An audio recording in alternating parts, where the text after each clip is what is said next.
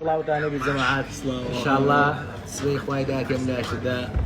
عملاق بروجي دوار ممتعن بروجي بن خير الشجوريه قلنا حد صار دوري بله سبي روجي عرفيه اخوالي ما قبور كسبي من بروجي دبين كاق علي وكاق محمد او رمضان بنقرد بس او سبي بيبو حيبه وقصان عم روجي عمر صغار بيدك حيبه عليه هو سميره هذا قبل ابو كيري مروج نبي اتيو او رمضان بيدك لا عادي عمري لا شقاق اخوي اتيو عمو يس نقرت اخواني ما لا قرم بخضرو هناك كمان والله يصير روج مشكا والله ادري امس ايش المشكله نا اتيو بوز دايم لما بردي بوي اخوي انا اخسرك من نوعا والله هو يخسكم والله هو والله بري زبالة موضوع حكي لنا زين ان شاء الله سبيهم لا يكبر وجي دبن خير اش جوري ان شاء الله انقوش لا لو خير جوري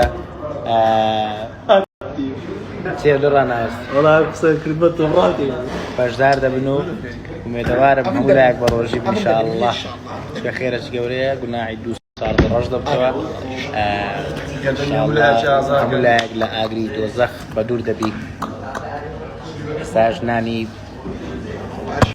پاشێوی دەخۆی پاشێو نییە بەڵام ئەوە ئاگادەرین لە برێک پاسەکەی باشترە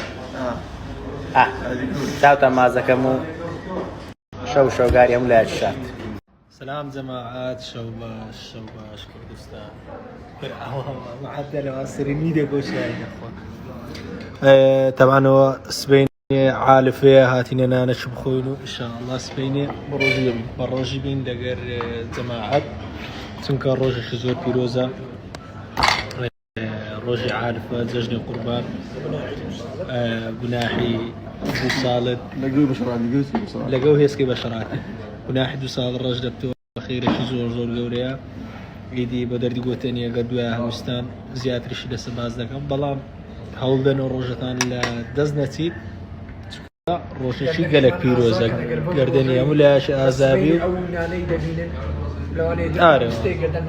اماش درمان دستو سبيني سكما روج دبينوا